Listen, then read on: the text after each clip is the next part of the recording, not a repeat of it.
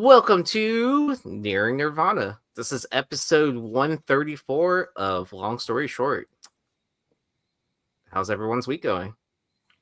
Man, ups and downs. Been a crazy week, but yeah, man, happy to be here tonight with you guys, talking about comic books. Yeah, good place to be. Good place to be. So pumped and ready to go. We got a good list of books to talk about tonight, and yeah, man. For now, all is right with the world. Yes, man. Yeah. I tried to take 2 naps today. How'd it go? The first one, I woke my own self up because I was snoring so loud. I love and / hate when I do that. It was feeling so good. That sleep was great, and then I was just like, oh, there was this horrible sound. I'm like, oh shit, that's me. Yep. Every time. I'm like, damn, I must have been sleeping good if I was snoring so loud that I woke myself up. Like Brian will tell you, like I can cut some logs. So man, yeah. Hey Bruce, I head out. I take a flight to London tomorrow afternoon. I get there, I land, and I'm going to an Arsenal match as soon as I get there. So I'm pretty fucking pumped up about that. Nice. I'll be jet lagged to hell, and then I'm gonna go look for some comics after that. So I'll be on no sleep digging for comics. Stay tuned to IG. I'll post whatever I snag. And then it's to work after that. So, but yeah, tomorrow afternoon. What's the best thing you found in Europe? I mean, I found some cool European stuff. There was like a Gen 13, like European foil. That's a cool book that I found. So the best thing I found for price is I found like 4 out of the 6 Ultimate Fallouts, the Djurjevic variants, for like 6 or 7 pounds a piece. Like, so that's like, call it less than $10 a piece. Yeah. And I flipped those for like 600 or 700. So that was probably the best that I found in terms of like profit. But I've grabbed a bunch of cool books. There's like in London now, there's like 5 or 6 stores that I hit up. So excited to get back. I wasn't there that long ago, so I'm not expecting for a lot of new stuff in there, but we'll see. But yeah, stay tuned. I'm gonna post whatever I snag. I'm gonna post, so I'll do it live.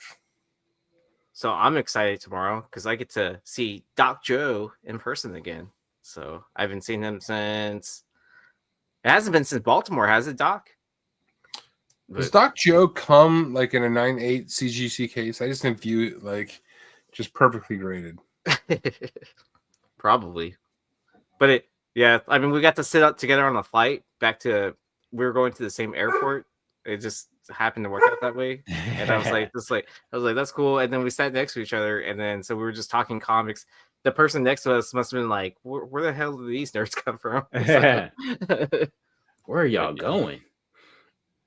So I'm going to OKC because my band is playing Saturday, and then my goal is to see you play live one day here, man. I love like punk rock music and all that stuff. So like, I know you're not coming to Boston anytime soon, but if I can make it work, I want to come see you guys play.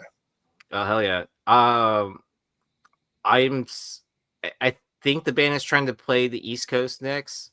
I don't know specifics at all, but I know we want to invade the East Coast. All right, man. So, come up to Boston, play the Middle East. It's a legendary fucking club. All the great punk rock bands play there. Hell yeah. Yep. I will let you know.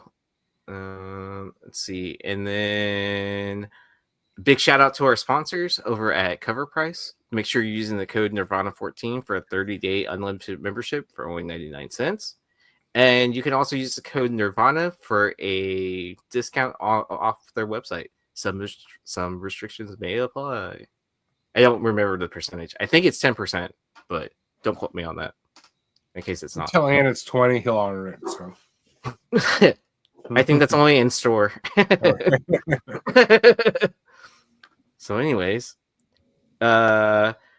y'all should know the rules by now. Make sure to pay the highest prices possible so I can talk about these books on the almost 10. So yeah, let's make history. All bullshitting aside. Listen, man, this show's always will be about building a cool collection at reasonable prices. So be smart with your money. Hunt. Like, if you're not hunting for comics, like, for me, it's like the best part of the hobby. Like, digging for cool shit. If that's not your thing, so be it. But that's what the show is meant to be, help you on the hunt. So, all right, let's get into it. All right, so if you guys aren't watching Hot Book Alert on Mercenauts channel, Carter, Dino, myself, we do a show on Sunday nights covering hot sales, and this book was on the show last week, and this thing's a goddamn banger. But this is Carter, you take it, man. You take it. Detective World magazine, February 1949. This book really doesn't go for too much. I think probably sold for like $20 from what I remember the sale was, but this cover, I had 34, but I could have fucked that up. That's so. Yeah, it's around. Yeah, just somewhere around in there. And yeah, this cover just grabbed me and shook me and said, "Put me on." And that's what I did. But great cover, great colors, great composition, subject matter. It's perfect. This is a perfect cover to me. Perfect. And so I looked into these, and it looks like the artist doing a lot of these Detective World covers was Michael McCann was the name of the artist. So not a name I'm super familiar with. I've definitely heard it, but yeah, if you look through this series, there are other covers with this vibe to it. But for $34, man, I would have fucking bought this and not look back. Yeah. Dude, she's smoking one of those marijuana cigarettes. I need this in my life. Yeah, we haven't seen fucking E-Man Tony Smokes on the show in fucking forever. Tony, if you're watching on the rewind, man, this book's for you. I hope you're well, brother. No, but you know it's a marijuana cigarette because it says it right there on the bottom right. Marijuana. I sold Hollywood stars. So I need this. This marijuanas. My guess is, McClay, if you're watching, brother, my guess is that you would want this as well. Yeah, it's going to be a race between me and him to try to find this now. You know what this looks like? This looks like Lois Lane if she never met Superman. She went down a different path. Mm-hmm. And she's for the streets, Lois Lane. Yes, she's for all of Metropolis. This is a great cut. There's so much I want to say about it, or could say about it. Well, I mean, just like the strap slipping off the shoulder. I mean, there's just like. Is she showing? Is it see through? Yeah, that's what it looks like. It does look like that. How did this get by? I'm always curious as to why Wortham didn't go after pulps. Because they weren't targeted to kids for whatever reason. Like magazine size stuff, even after Selection of the Innocent, were exempt from the comics code. It was specifically the comic book format. So pulps did not fall into it. Magazines didn't fall into it. It was just comic books. All right. What do we have next? All right. So this is Front Page Detective from June 1938. This is an Albert Fisher cover. This is a book we talked about on Hot Book Alert Alive as well. McFadden Publications, 1938. When Carter reached out, he's like, is there a special effect going on this cover? And to be clear, this picture is the picture of the sale that we talked about on Hot Book Alert.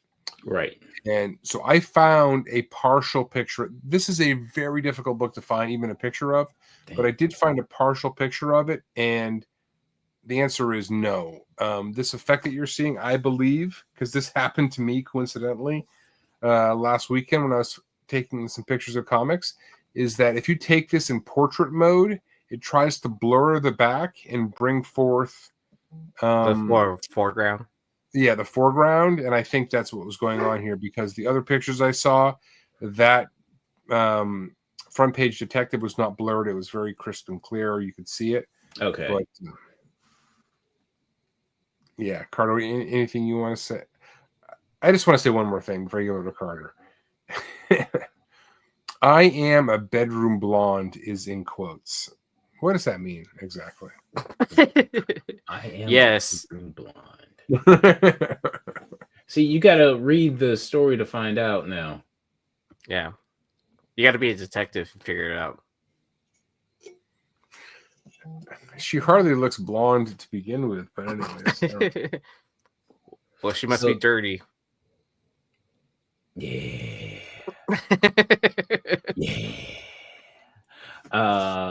Just like with the previous book. So we've got the stroke. We have the shoulder strap coming down. You know what I mean? Showing a little cleave there, and great colors on this because both of them have the yellow covered background, right? And then you got like the color of the dress with the little yellow sash. I mean, or the little purple. I think it's maroon, fuchsia sash. I don't know, man. It's just like a lot of great colors coming together here. It's funny. The colors of this comic kind of match the color format of the show, like the yellow and that blue. Mm-hmm. JD pointed out, what does that say? Unmasking New York's gay divorce parties. Yes, that's also an interesting title in its own right.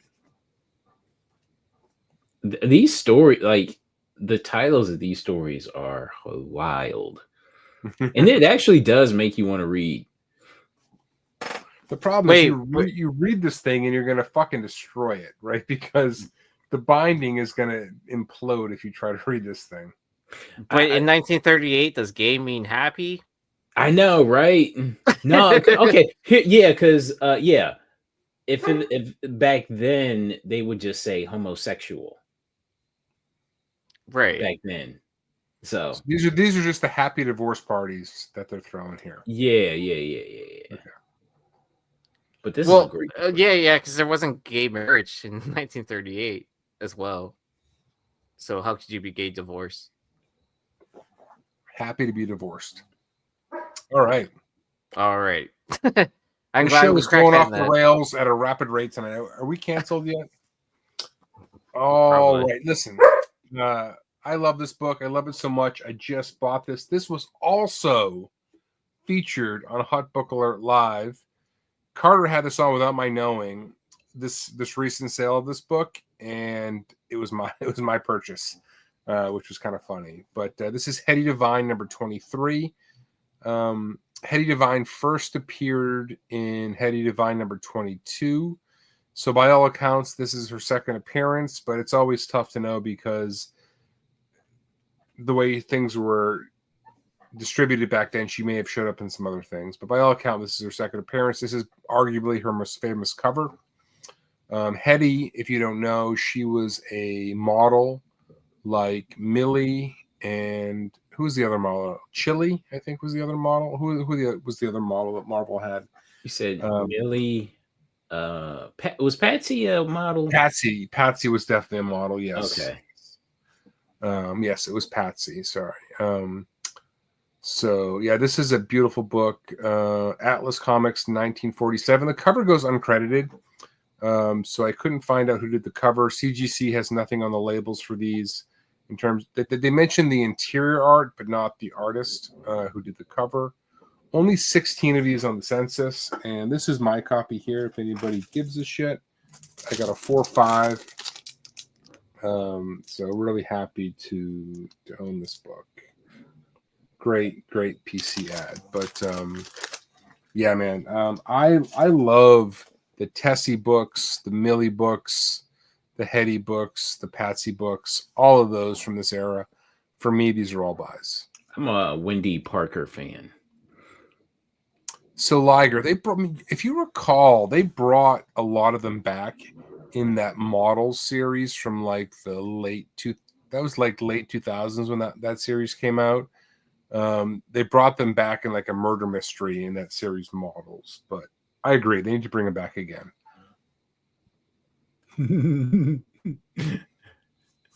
No love for Mitzi. Was Margie? I have a couple of those, but was that Marvel? My little Margie. I could have swore that was like, it felt like Harvey or something like that. Yeah, I don't know if that was Marvel necessarily or not, but anyways, Hedy De Vine, big fan. I love how these dudes are building like sand versions of her in the background. Cracks me up. It's like looking into a mirror. Tony is on. What's up, brother, man? I don't know if you were tuning in lately or not, but much love, man.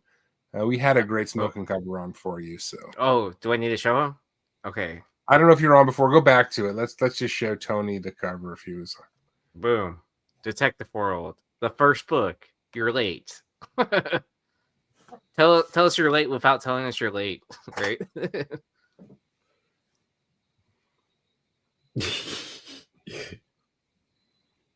All right, let's keep the show going before we grind it to a halt. All right, so another book from Hot Book Alert Live.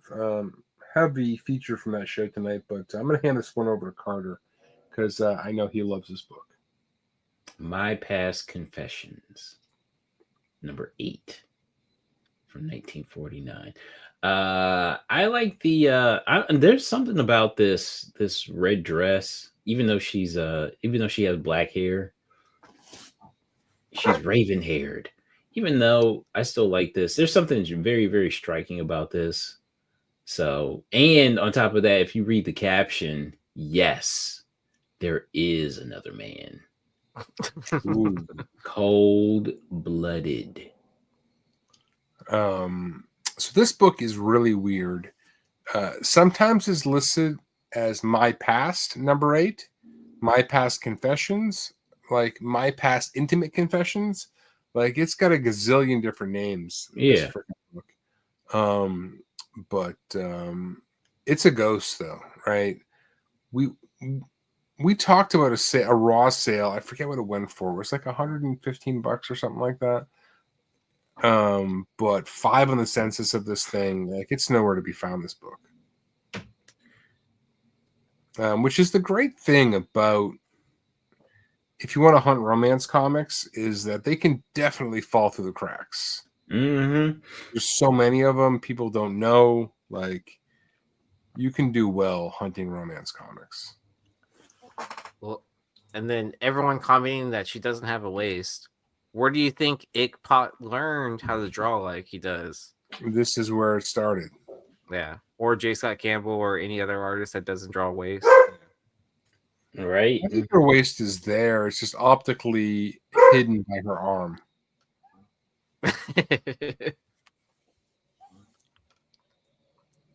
But yeah, a 5.0 of this sold for $139 back in 2024. Which, see, I would have said this book was like probably like the set as far as the cover goes, like the setting was from like maybe the 1800s or something like that. But the guy is wearing a modern suit. They're on the set of Little House on the Prairie. I was thinking like Going with the Wind. Oh yeah, I just thought of that too. She was wearing one of those dresses. Marco Tay is killing me. No. Did you have anything to add on this? Great cover. Oh, and it sold for $133, a raw copy. 133. Yep. So a raw sold for almost as much as a 5.0 a year and a half ago. Yep. Do you think that Raw one came back a 5.0 or better? We looked at it. I don't remember that well. Me neither. But but probably not then. Probably around the same grade, huh? Listen, man, I think the brunettes and the red dress Igor are the value plays. Everybody wants the blondes, but the brunettes, I think, are where you want to put your money. So I'm going to leave it at that. So. It's a classic debate: Betty versus Veronica. Oh man, here we go. All right, it is, right? Let's keep the show rolling. All right, this book is awesome. Lovelorn, number 5, by the legendary Ken Bald, American comic troupe from 1950. I couldn't find any recent sales on this. A mere 3 on the census. High grade 7.0. This is a romance comic with a horror aspect to it, with a girl wrapped up in the mummy. And the ginger chick is worried that he's going to go hit up the mummy blonde, which probably says a lot at some level. I'm not going to dig into it, but yeah, this is pretty badass. Now, I will say there is 2 copies of this on eBay. They're both the same book by different sellers, so I don't know what that means. But if you look at it, where the rips are, they're identical, and they're both being sold by different sellers. So maybe it's the same seller with 2 different accounts. I don't know what the deal is. The price is different, but yeah, something's going on. Yeah, the cheaper one, someone's scam page, probably. Maybe. Carter, you see what I'm saying? I'm looking it up. Oh yeah, I'm a big. I love this book. I want this book at the right price. But no deficit. I like the level of detail in the background. Yeah. Oh, here. Boom. Share this tab instead. Remove. Boom. Is that what you're talking about right here? Yeah. So look at these. So go to the first one. It's top. You can see the name on the right. It says Top Notch 13 with a, and then, yeah, that's for 162 or whatever. And the other one's DTACOLL. But click into the book and just look at where the tears are on it. Oh, wait. Share this tab instead. Okay, so look at the upper right corner there and just below. Yeah. Okay, so you have that, and then go to the bottom left. Bottom left? It's peeling away from, yeah. All right, so this is the first one. Go to the second book. Tell me if I'm wrong, but it's the exact same book. Oh, oops. Okay, and then share screen. And then this is the other seller, the DTA Collectibles. Mm-hmm. Same exact rip up in the corner there. Look in the lower left-hand corner. Right, identical. Right, the exact same defects from 2 different sellers at 2 different prices. Is one a consignment page? I have no idea. Maybe could be because it's marked up. Yeah.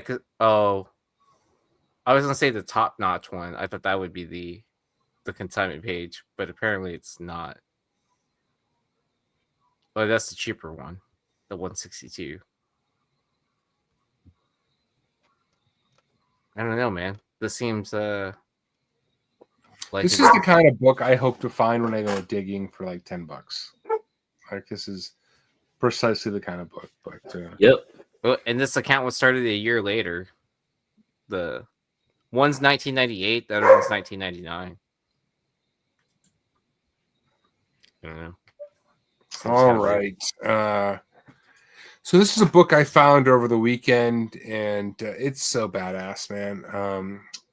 We're gonna dive into some Bronze Age stuff. It's not an age we always cover on the show, but if Bronze Age isn't your thing, you might want to tune out for the next 15 minutes because we're going to go bronze heavy. But anyways, I bought a beat up copy of this on the weekend. This is The Dark Mansion of Forbidden Love, #1, a George Zeal cover. DC Comics 1971. There are no 9/8 of this book. So if you ever saw a super high grade, it was a contender, might be a huge home run. But a 9/6 sold for $1,100 back in 2020. 233 on the census, 0 9/8, 13 copies at 9/6. Yeah, this is for me. This is a sweet cover. Anybody ever come across these? My LCS had this and had never seen it before. Really? Yeah. That's where I see this all the time. I mean, it sells for a nice price, even beat up.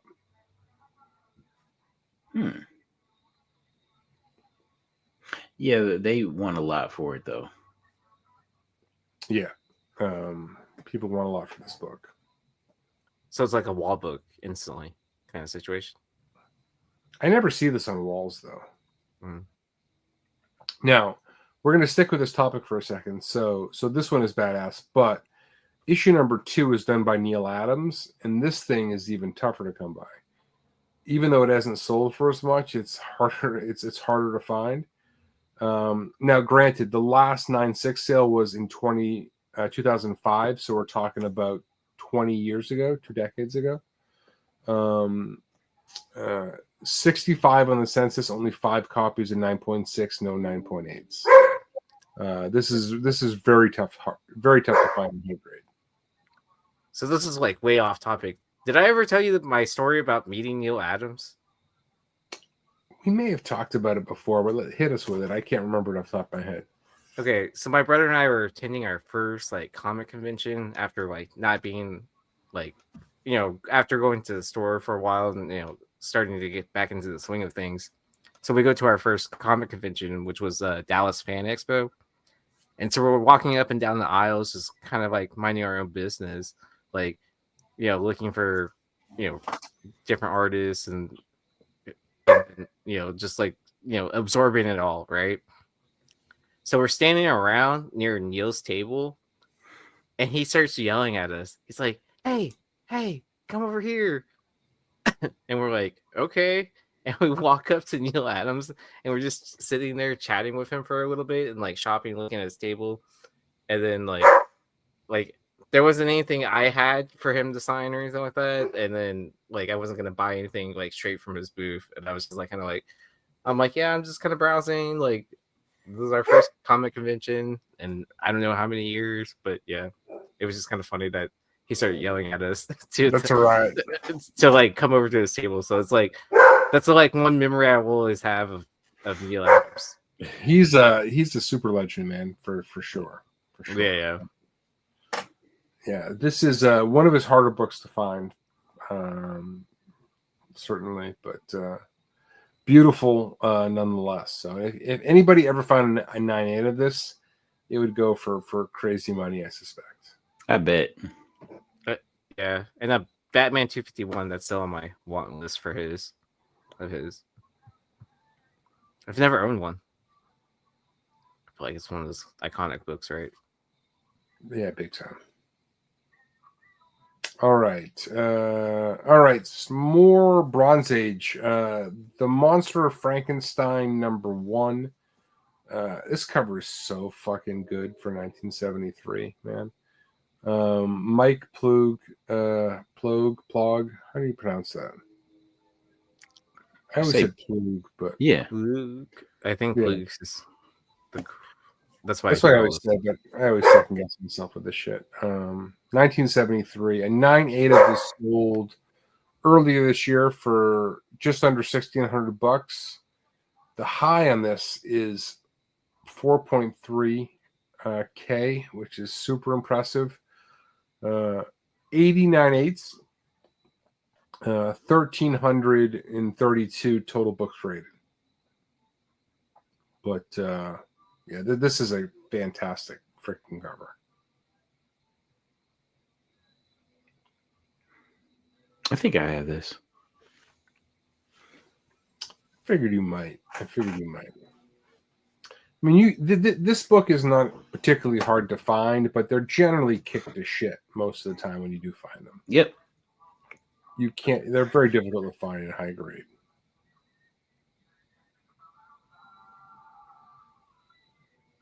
All right, we're sticking with more Bronze Age. What the fuck is going on with our show tonight? I don't know what it is, but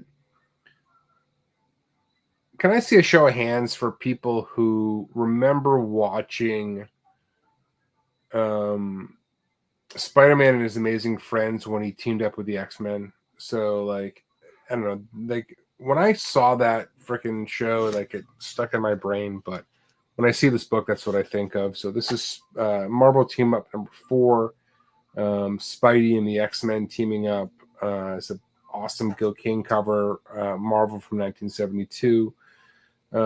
These are the kind of books that we're seeing go in high grade right now for crazy prices. So 4.5 thousand, so 4,500 last month, 439 in the census, only 11 9.8s. But like these books are going crazy. And yeah, I loved Spider-Man and His Amazing Friends was my favorite cartoon growing up. And in that episode where they went into the danger room was one of my favorites.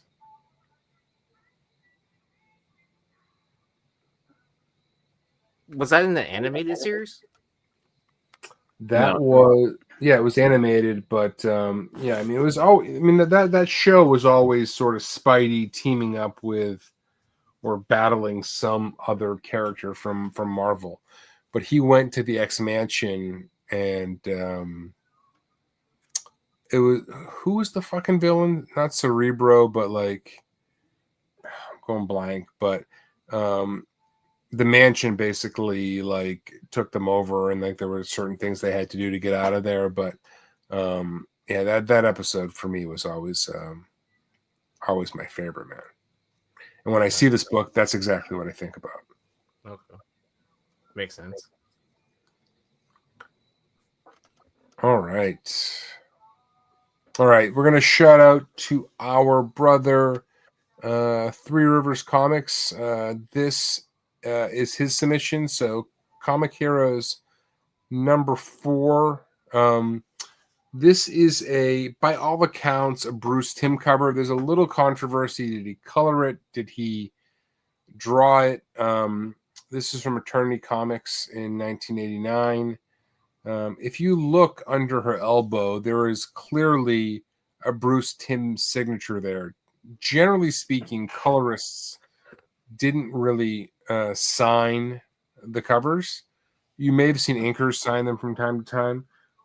But but this is a beautiful book. And I love hunting for like the innovation titles and the attorney titles and all of these. But this is a great looking comic book. And people love hunting for Bruce Timm. He's really become like the Dave Stevens 2.0 in many ways, but has in some cases a lot of really difficult books to find. But yeah, Three Rivers hit me up with this last week, and I said, yeah, man, I'll throw this on the show for sure. Hey, we got Lando in the chat. Lando, what's up, brother, man? I hope you're well. Thank you for tuning in, man. You're the best. All right, so there's this, and so when Three Rivers hit me with that, I was looking at the titles and I saw this one, and this cover is issue number 1. Also has a Bruce Timm signature on the cover. It's just below the barrel of the gun. You might be able to see it, but it's clearly a Bruce Timm signature. With nothing else, I would find it very odd that he'd be signing this if he didn't actually do the artwork. I can't say for sure, obviously, but it seems to me that there's a good chance that this is a very early Bruce Timm. Three Rivers did mention to me that Bruce Timm did end up doing issue number 4 in this run. So, well, this one seems like it's likely the case as well. I mean, if the colorist, let's say he colored this, is signing the cover, that is extremely rare, I would say, in my experience. So it looks like he may have done this one as well. And he was very active with Eternity at this point in time. So it is not a stretch for him to say that he was doing these, because he had done, we cover several Eternity books that he had done, Private Eyes, others. So he may have well done this. it's because the artist died in 1962. So Bruce Timm just started taking his checks. Got it. That's it, man. This could work if you can get it. So. Yeah. All right. What's next?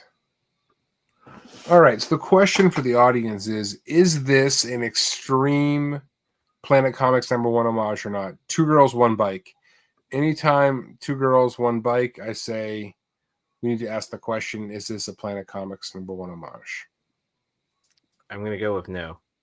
All right. I assume that is the stance for most people. I'm going to say yes, 100%, no questions asked. Although this may have come up before Planet Comics #1.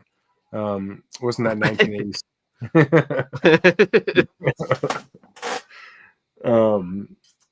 So this is a badass Mike Golden cover. I kind of just put this on here as a joke because whatever, it's fun. Marvel Comics 1985. Like I said, I believe Planet Comics was 86, but I could be wrong about that. A 9.4 sold for $69, ironically, in 2023. 34 of these on the census, and one a singular 9.8, which I would imagine would probably fetch a decent amount. For someone who hunts comics a lot, I don't see a lot of magazines, but I go through them every time I do. I've never seen this in the wild, which is not to say that it's like super rare or anything. I've never seen this in person. But it's a key book, according to the Library 88. Savage Tales is a killer cover on its own, and first appearance of the Nom. All right, well, that's a very famous title. I did not know that. Thank you very much. This cover does look like it's breaking the law. Yeah, this is a little wild and ridiculous, but if we can't have a little fun on the show, what's the fucking point? So, I mean, if it's not a Judas Priest cover, it's probably like the upcoming like next heavy metal like movie, right? Yeah, good point. Adam, what's up, buddy? Hope you're well, buddy.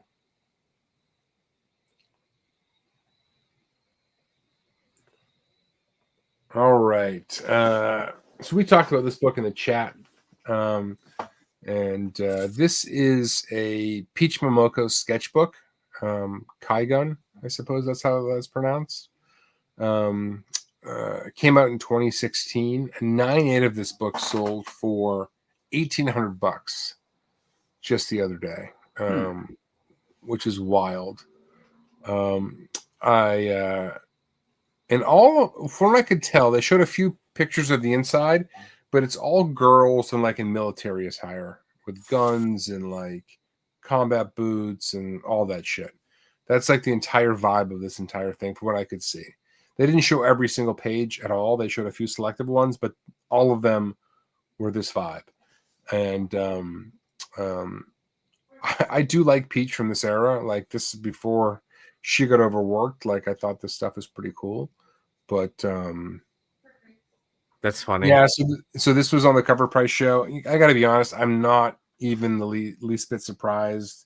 DeVoe and I joke about this. He was like, "Did you start covering more Golden Age just so we stopped crossing over on books?" So the answer is no. That's not why we did that. But yeah, I'm not surprised.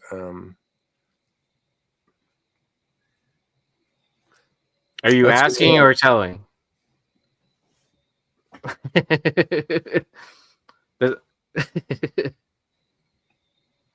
I'm not Japanese. I have no idea. So. It's funny. I hit up our chat today saying, "Has this book shown up on any of the hot tens? Yeah, hot tens or anything?" And I was like, "No, I hadn't seen it." And so the fact We've that had Cover Price is covering it on the same night, it's not collusion. It's not some bullshit. It's just stupid coincidence. See, we meet up on Sundays. If you didn't know, sometimes it's Monday, depending on everyone's schedule, and then we secretly discuss like how we're going to control the market. How are we going to influence and drive comic books to crazy prices? Yeah, it's a big Illuminati fucking fest. And then each week, it's one of our turn to spend that much money on one book. So we're all required to spend a stupid amount once a month to pump these things up. I'm only revealing it to you now, just so you know, in case I disappear. No, I'm joking. You know, it's funny. Like when I see these, like I've got some very rare DeCall sketchbooks that never show up. Like he released like 200 of them back in the day, and you know, I wonder if I ever got a 9.8 like it would fetch this kind of price.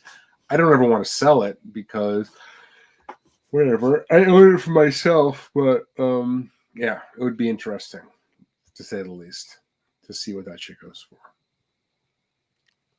All right, what do we got next? Yes, bring me back to the late 90s, please. Cliffhanger number 0. This is a cover by Campbell, Joe Mad, and Ramos. This book is deceptively hard to find.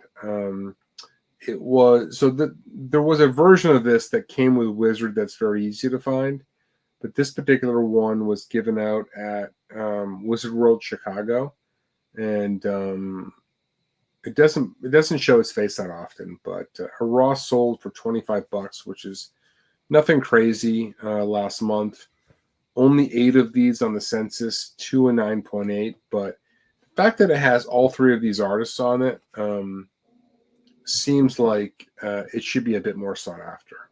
Right. I like a nice MASH cover. I'm surprised there's not a 3-time signed, like multiple 3-time signed books of this, like graded too as well. Oh well. Yeah. Anyways, just maybe something worth keeping an eye on if you're digging in some back issue bin, and this is there for $5. Seems to me like this is probably a pretty good grab. All right. Big Hero 6, number 1 from 2008. This is a very early David Nakayama cover. I love old school David Nakayama. His newer stuff is hit or miss for me. He's just way overworked. I mean, he's probably one of the most used artists in the modern era, to be honest with you, in terms of his cover art, which is not a knock on him. It's just, it's really hard to stay innovative when you're pumping out as many covers as he is. Yeah, this is just a cool looking book. This is a limited edition, so I don't know what it is in terms of like ratio or whatever, but you know, there were usually ratios back in the day in this 2008, 1 to 100, 1 to 50, 1 something. But this book seems like a layup to me if you find this thing wrong to pick it up. I have this, and it's not to be confused with there's a collected edition of this, and it has this cover on it. So the same exact cover, okay. Yeah, and it says crap, I think it says brand new heroes, and it's at the bottom. Oh wow. But it doesn't have a barcode. So I know of a third version that like one of my friends found. He found like, which no website has published about this, but he found a newsstand of this. Yeah. So wait a minute. That's fucking mind blowing. A newsstand limited edition, which is effectively. I don't know if it's a limited edition. I don't know if it's this cover or just the standard cover. But he has a newsstand of Big Hero number 6 or Big Hero 6 number 1. Like I know it's that book for sure, but I don't know. If it's this book in newsstand, man, have him hit me up because I would buy that in a second. Like that's the kind of fucking novelty I would love to have in my collection. Yeah, I'll have to hit him up because I haven't spoke to him in a while, but we'll see if I can. I have to if it's this book, I want to just have him snap a picture. I'd love to see it. Just see a picture. Yeah, because he hit up all the different websites to see if they would talk about it or whatever. Like, Recalled Comics wouldn't publish it. He tried Recalled verifying. Comics is weird, man. I've hit Recalled Comics up with rare books before, and they're like, "No." I'm like, "What the fuck are you talking?" It's one person that runs the website. If you didn't it's just bizarre. I'm like, this book is fucking super. It's rarer than half the shit on here. Absolutely not. I can't. I'm like, all right, whatever. It's bizarre, but yeah, I have to check with him to see if he still has this book in the newsstand or this title in the newsstand for issue 1. Yeah. Anyway, very cool. Yeah. Like I said, I love old school Nakayama, and this thing's pretty sweet. All right. So this is a relatively recent book. Whenever I see this, I think to myself, this is one of Art Germ's best recent covers. Like maybe in the last 5 years. Absolute Wonder Woman #1. These were all in blind bags, I guess, as I understand it. There was like a regular one, a foil, like this inked version, which is the big win, where her arm is sort of inked in red there. But this book sold for $540 raw 2 months ago. Only 4 of this version on the census, 3 and 9.8. They all go, like every version of this goes for quite a bit. But yeah, I don't know. I just wanted to talk about this because I think this is exceptionally well done. All right. So if you're really smart and you want to do a really smart play, go to like these fan expos, right? Where they have the VIP passes, because a lot of times that's where these comics get thrown into. So what you want to do is you want to stand by the exit of where they exit out after they grab their grab bags and ask the people that are coming out if they want the comic that's in there, like, and offer to buy it or whatever. You know what I mean? Because there's a ton of people that go to these conventions that don't collect comic books. So I feel like a lot of these get thrown out or discarded somewhere, you know, or given to a kid or something like that. Right. Yeah. So where it could be worth money. So if you're attending a fan expo anytime soon, you know, I'm not saying stalk people, but I'm saying stand by and exit. Hey Igor, listen, I love that bubblegum cover, but there's something about this one that just is, I think, really well done. So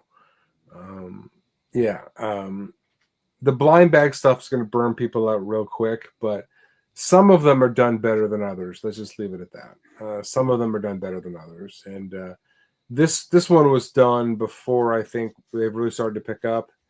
I don't really give a shit that this showed up in a blind bag or not. I just think it's a cool looking book. I mean, when I went to MegaCon, I don't remember how many years ago that was now. Like, it's got to be like 3 or 4 years now at this point. But they were doing that with a Art Germ book as well. I think it was a Batman Adventures 12 reprint or something like that. Yeah, I remember that. Yes, that sounds right. And then within all that, you had to have a VIP pass to get this. It came in it came in your goodie bag or whatever. But a lot of times, like, they don't even announce what it is until like the week of the show or like leading up to the show. So when you're buying your passes, you don't know what kind of like freebie it's going to be. All right. Oh man, this is Carter's. You want to take this one, man? Oh, you were paying attention. Yeah, man. I watch your hauls, man. Yeah, so I'm not sure if this is a ratio or not. It didn't look like it from what I saw. All right, so this is Fight Club Fight Club 3, number 2, and it's a like a Fabio romance book cover variant. And I don't think this book goes for anything really, but when I saw it, I was just like, oh, let me buy it. Let me get this. But yeah, you said it was okay. So it's a Cameron Stewart cover.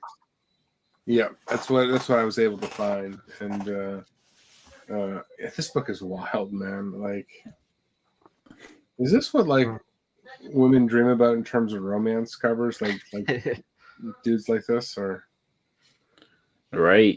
Satan's Salvation. I mean, like this thing is nuts. Do we know? Did Chuck Palahniuk? So he was the dude who wrote Fight Club.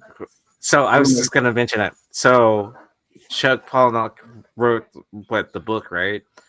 He also wrote it. Yeah. He also wrote the comic series for Fight Club #2, and I believe he did Fight Club 3 as well. So it's the same writer. So yeah, I was obsessed with his shit. Like 20 years ago, I read like Choke, Invisible Monsters. Like his books were fucked up, like really fucked up in a crazy way. But but they're really easy reads too. Is the best part because like each chapter is like a page. I mean, that's how it is in Fight Club, right? It's like 2 or 3 pages, and then you're in the next chapter. Yeah, I remember reading like all of his books back in the day, and like they're all fucking wild. But I assume he wrote this. I would actually like to read. Honestly, I love the movie Fight Club. I love the book. I haven't read the comics, and part of me is like, should I go back and read Fight Club 2 and Fight Club 3? And I'm thinking to myself, yeah, why the hell not? But, so when I was getting back into comics, Fight Club 2 was being released, and I remember signing up for the box at the shop, and then so I met the owner of the comic shop, and then that's when he introduced me to like variants, like ratio variants and stuff like that. So yeah, I got to take a look. I remember when that came out as well, and I probably have a couple copies lying around. But anyways, all right, let's keep the show growing before we grind to a halt. All right, A1, number 1. This was a variant by Forbidden Planet Comics. I'm going to be at their store in London within the next couple days. This is a badass bubblegum cover, which I know nobody in their right mind gives a shit about other than me. But what the hell? I like talking about them. This is cool because she's got a bunch of guns and roller skates. And yeah, I dig it. I don't have it. I want it. That's all I got to say about this. There's probably not much. There's probably nothing else to really say, to be honest with you. bubblegum cover. All right. As I was looking at those books, I came across this one. When I was coming up in comics as a kid, I really got into indie stuff. The Tick was a big love of mine. But the Flaming Carrot was also like another super big indie title. And I saw this cover and I'm like, I would totally buy this book if I've ever seen it. I never see it. It's kind of obscure because couldn't find any recent sales on it, but it's A1, the big issue number 0, Steve Lago variant, Atomica Comics, 2004. And you see the Flaming Carrot there with a bunch of dames. I've never seen this. This would have stopped me. Yeah, if I did. I would have grabbed this in a second, but I've never seen it. So you're saying you like grabbing big carrots? Yeah, man, whatever. All right. Dan Burrington, we've talked about him on the show before. I've just been really digging his art lately. His new title, what is it? The Infernals just came out this week. He's back with that, but this is Creep Fear Book from 1993. Harris Comics. A 9/8 of this sold for $138 just this month. We're getting near Halloween, so this is the kind of shit that starts to move. 51 of these on the census, 16 and 9.8. Nice vampy cover here, but yeah, I'd definitely buy this if I saw it digging. This is cool. Adam, we'll go back to that. Aaron, do you mind going back to the bubblegum cover for Adam real quick? Yeah. It is this. So, Adam, the comic is simply A1, number 1. It was a store exclusive by Forbidden Planet. Titan Comics is the publisher. It's a girl standing on the cover with roller skates. Her knees are kind of knocked. She's got like a big gun hanging off her back. She's wearing a short skirt with a crop top, blowing a bubble, and like 2 machine guns in her hands. But it's the comic is A1. It's the Forbidden Planet store exclusive. The title's nickname is Steak Sauce. All right. Was that the last book? Was the Yep. And what was it? The Fear book 1993 was the last book. So big shout out to our sponsors over at Cover Price. Make sure you're using the code Nirvana14 for a 30-day unlimited membership for only 99 cents. But you've been hanging out with us for like at least 3 to 4 years now at this point. So if you're not subscribed, I don't know what you're doing. And then you could also use the code Nirvana for a 10% discount over at Bird City Comics. Some restrictions may apply. All right. Well, thank you for tuning in tonight. We appreciate it. There'll be no show next week. Got some travel coming up, but there will be Hot Book Alert live on Sunday. Carter, is that good to go? Yes. He said yes. And then Joe will be back on tomorrow night for the Hot 10 over at the House of Stein. So make sure to tune in.